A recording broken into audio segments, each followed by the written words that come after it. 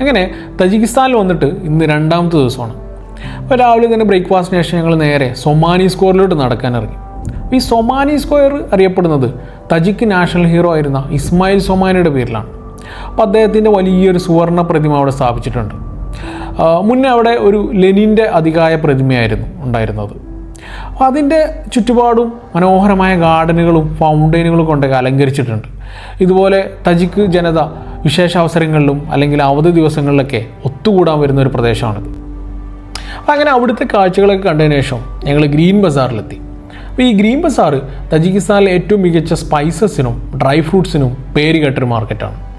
ഞങ്ങൾ കുറച്ച് ഡ്രൈ ഫ്രൂട്ട്സൊക്കെ മേടിച്ചിട്ട് ജുമ കൂടാൻ വേണ്ടിയിട്ട് ദുഷാൻബെ ഗ്രാൻഡ് മസ്ജിദിലോട്ട് പോയി. ഈ ഒരു മസ്ജിദ് സെൻട്രൽ ഏഷ്യയിലെ ഏറ്റവും വലിയൊരു പള്ളിയാണ്. 12 ഹെക്ടറുകളിലായിട്ട് വ്യാപിച്ചു കിടക്കുന്ന ഇത് 2023 ഖത്തർ ഗവൺമെൻറ്റിൻ്റെ സഹായത്തോടു കൂടിയാണ് പണി പൂർത്തീകരിച്ചത്. അപ്പോൾ ജുമൊക്കെ കഴിഞ്ഞ് കുറച്ച് ആളുകളൊക്കെ പരിചയപ്പെട്ടതിന് ശേഷം അഫ്രഡ് ഷോൺ ഞങ്ങളെ നല്ല തജിക്ക് പുലാവ് കിട്ടുന്ന ഒരു റെസ്റ്റോറൻറ്റിലോട്ട് കൂട്ടിക്കൊണ്ടുപോയി. അവിടുന്ന് നല്ല മട്ടൺ പുലാവും സൂപ്പൊക്കെ കഴിച്ചിട്ട് അടുത്ത ഡെസ്റ്റിനേഷനായ 7 ലേക്സ് ലക്ഷ്യമാക്കി ഞങ്ങൾ തിരിച്ചു.